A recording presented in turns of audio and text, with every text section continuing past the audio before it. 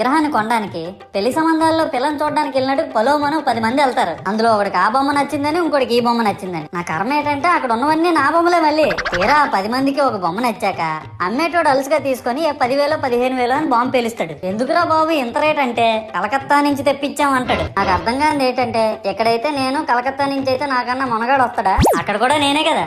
ఇలా నన్ను బజార్లో పెట్టి బేరం ఆడి నా మొహానికి ముసుగేసి వ్యాన్ ఎక్కిస్తారు. ఆ వ్యాన్ డ్రైవర్ గాడు నేను ఉన్నానని కూడా చూడకుండా ఏదో ఆలోచించుకుంటా డ్రైవ్ చేస్తా గతకల్లో గబ్బి గుబ్బి అని తించేసి నా కాల్లో చెయ్యి ఎరగొట్టేస్తాడు. ఈ విషయం చందాలు ఇచ్చిన చిన్నోళ్ళకి తెలిస్తే మళ్ళీ ఇరిగిపోయిన బొమ్మ పెట్టకూడదని ఏ బొమ్మ రాసి కవర్ చేసేస్తాడు. సరేలే జరిగిందేదో జరిగింది, నా భక్తులే కదా కూల్ బ్రో అని చిల్లయ్యే లోపు నన్ను పందిర్లో పెట్టి ముసుగు తీసి నాకన్నా పొడుగున్నే సౌండ్ బాక్సులు 2 నా చెవులు పక్కన పెట్టి డీజే గణేష్ బ్రో అని చెప్పి నా పాటలను కూనీ చేస్తారు. సరేలే పిల్లలు కదా ఇప్పుడు కాకపోతే ఎప్పుడు ఎంజాయ్ చేస్తారు, కాసేపట్లో పూజ స్టార్ట్ చేస్తారని వెయిట్ చేస్తా ఉంటే ఆ 5 రూపాయల వ్రతకల్పన బుక్ చూస్తే అది ఎక్కడ లేని కోపం